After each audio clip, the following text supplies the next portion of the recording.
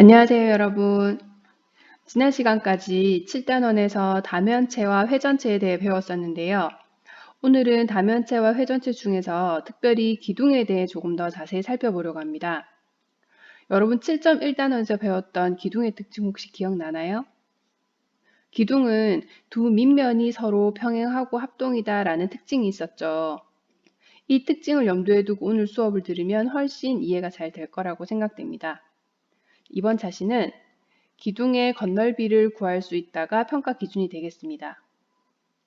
여러분 입체 도형인 기둥의 겉부분의 넓이를 구하려면 가장 먼저 어떻게 해야 할까요? 네, 우선 입체 도형을 평면에 평평하게 펼쳐야겠죠.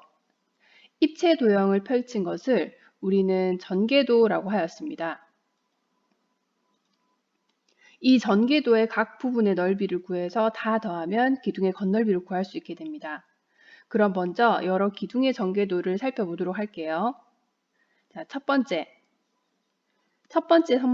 모양은 선물 상자 모양의 사각 기둥이죠. 이 사각 기둥의 전개도를 그리면 옆면이 4개가 붙어 있는 직사각형 하나와 밑면이 2개인 아래와 같은 모양이 됩니다. 두 번째는 삼각 기둥인데요. 이 삼각 기둥의 전개도를 살펴보면 삼각 기둥은 옆면이 하나, 둘, 3개죠. 따라서 옆면에 3개가 붙어 있는 직사각형 하나와 밑면이 삼각형인 이 2개의 밑면, 이 아래와 같은 전개도가 생깁니다.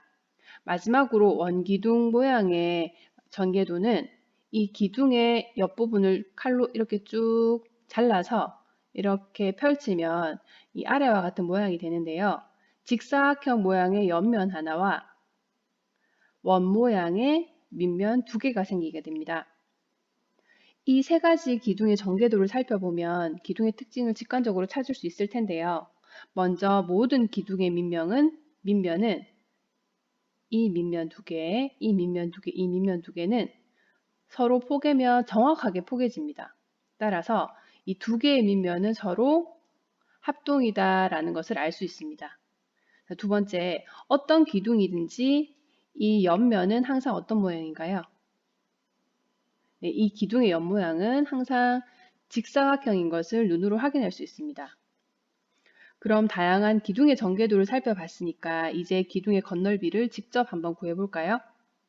기둥의 건널비는 전개도의 이 모든 도형의 넓이를 다 더하면 되기 때문에 밑넓이 2개와 이 옆넓이를 더해주기만 하면 밑넓이 2개와 옆넓이, 밑넓이 2개와 옆넓이를 더해주기만 하면 기둥의 건널비가 됩니다.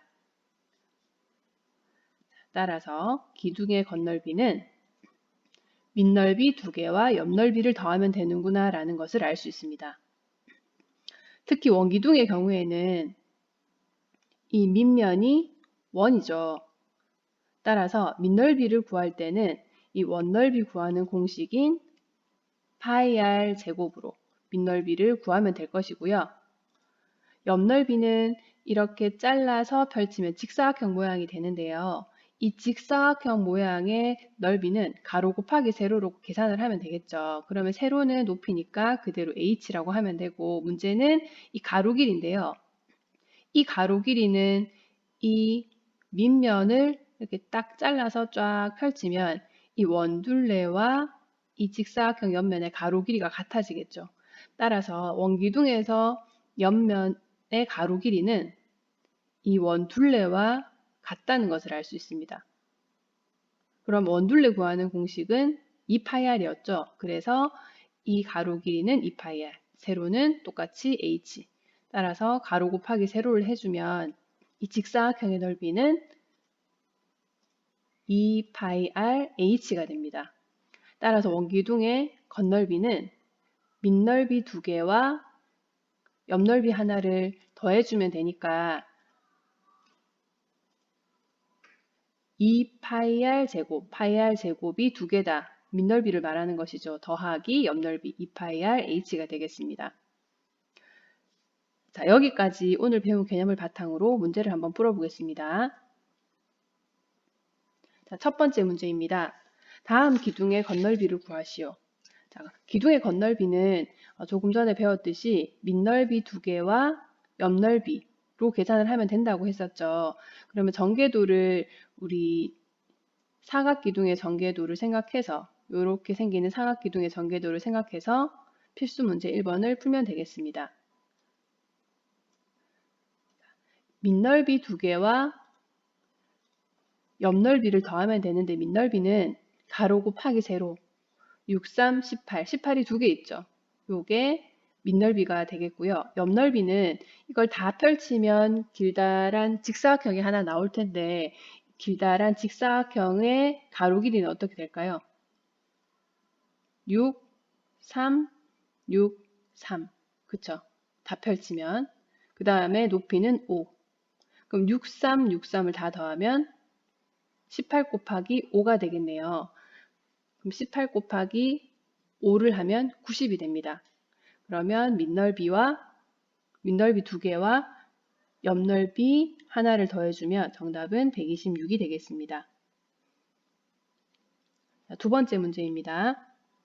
자, 두 번째 문제는 원기둥 모양인데요. 원기둥 모양도 똑같이 해주면 됩니다. 원기둥 모양도 건널비는 밑넓이 곱하기 옆넓이, 밑넓이 곱하기 2개 더하기 옆넓이를 해주면 되겠죠. 자, 그러면 밑넓이는 원넓이를 의미하기 때문에 파이 r 제곱으로 계산하면 되죠. 파이 r 제곱은 파이 2의 제곱, 그럼 4파이네요. 4파이가 몇 개 있는 거죠? 2개 있는 거죠. 그러면 4파이 곱하기 2 이렇게 밑넓이를 계산할 수 있고요. 옆넓이는 가로 곱하기 세로인데 가로가 원의 둘레를 의미하는 거였죠. 2파이 r 2 곱하기 파이 곱하기 r 반지름 2 그러면 가로 길이가 4파이 세로 길이는 5인 직사각형입니다. 그럼 4, 5, 20, 20파이가 되겠죠. 따라서 8파이 더하기 20파이 계산하면 얼마가 되죠? 네, 28파이가 되겠습니다. 정답은 28파이.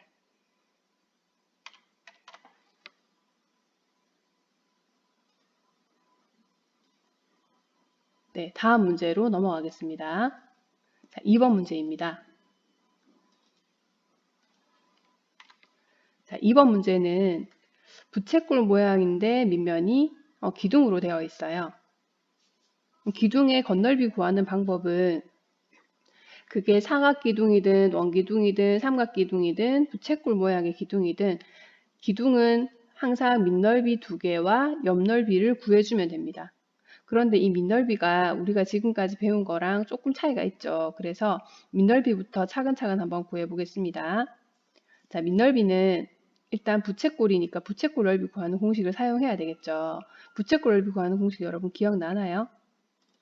네, 부채꼴 넓이 구하는 공식은 파이 r 제곱 곱하기 360분의 중심각이었죠. 그럼 파이 r 3의 제곱 곱하기 360분의 중심각 120. 그러면 약분하고 계산하면 3파이가 됩니다. 이건 밑넓이 하나의 넓이입니다. 자, 그 다음 옆넓이는 요거를 이렇게 잘라서 펼치면 마찬가지 좁다란 직사각형이 될 텐데 그 직사각형의 높이는 9가 되고요. 그 다음에 가로 길이 세로는 9가 되고 가로는 2호의 길이가 되겠죠. 그래서 부채꼴 호의 길이를 먼저 구해줘야 됩니다. 부채꼴 호의 길이 구하는 공식도 우리 그 전에 배웠습니다. 원에서. 부채꼴 호의 길이 구하는 공식은 2파이 r 곱하기 360분의 중심각. 맞나요? 네, 그러면 2파이 r 곱하기 360분의 중심각을 하고요. 그 다음에 요 부분의 옆넓이 요거 그 다음에 요쪽 직사각형의 옆넓이 또 요쪽 직사각형의 옆넓이를 다 계산을 해야 되겠죠. 지금 여기를 잘라서 여러분 펼친다고 생각해 보세요. 그러면 요 직사각형 넓이와 요쪽 직사각형 넓이와 이렇게 둥그렇게 생긴 부분이 펴지는 직사각형 넓이 3개의 직사각형 넓이를 더해야 됩니다. 그러면 3, 3 그리고 이 호의 길이까지 다 더한 게 가로 길이. 그 다음에 세로는 9 이렇게 되겠죠. 그래서 3은 요 부분과 요 부분의 길이를 말하는 거예요. 그 다음에 2파이 3 곱하기 360분의 120은 여기 호의 길이를 의미하는 겁니다. 거기에 곱하기 높이를 해주면 되겠습니다. 됐나요? 그러면 계산하면 54 더하기 18파이가 되는데요. 지금 우리는 건널비를 구해야 하죠. 건널비는 밑넓이 2개에 옆넓이를 더하는 거라고 했으니까 밑넓이가 3파이였어요. 그러면 3파이 2개, 6파이죠. 3파이 2개에 금방 구한 옆넓이 54 더하기 18파이를 해주면 6파이 더하기 54 더하기 18파이니까 54 더하기 24파이가 되겠습니다. 여러분 옆넓이를 계산할 때 부채꼴 기둥의 옆넓이를 계산할 때 이 휘어진 곡면 부분만을 생각하지 않고 이 직사각형 부분과 이 직사각형 부분도 옆넓이라는 것을 빠뜨리지 않고 계산해야 됩니다. 네, 마지막 생각 열기 문제 보겠습니다. 서영이와 도영이가 각 기둥의 옆넓이를 구한 방법을 비교해보고 어떤 방법이 더 편리할지를 한번 이야기해보자 라는 게 생각 열기 문제입니다. 자, 서영이는 어떻게 이 각 기둥의 옆넓이를 구하면 된다고 했냐면 각각을 다 구하는 거예요. 자, 예를 들어서